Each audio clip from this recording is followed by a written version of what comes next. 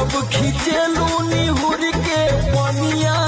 जान मारे झुलनिया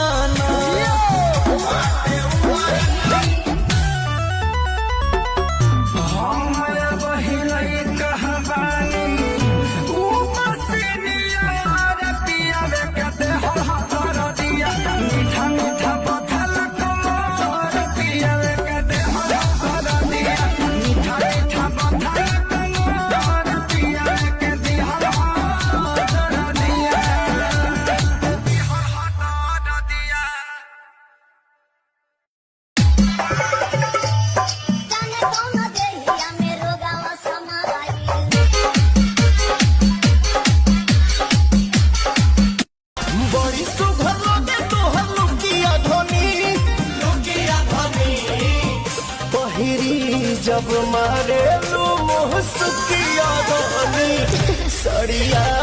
लुकिया धनी बड़ी सुघर लगे तोहर लुकिया धनी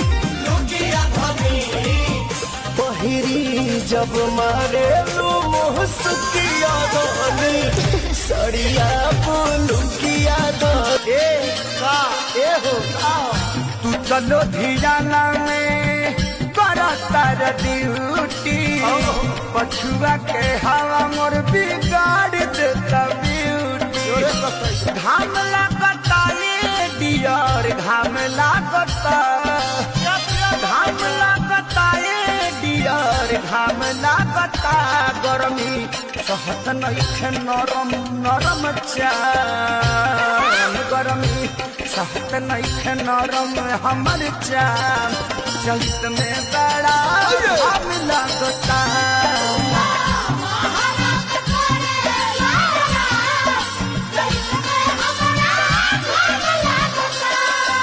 पलमुजी आ जाइता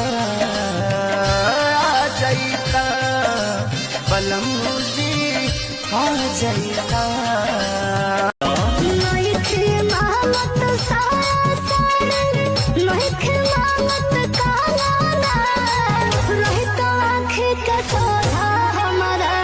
परदेसी मोर साजना रहता आँखें के सोझा हमारा परदेसी।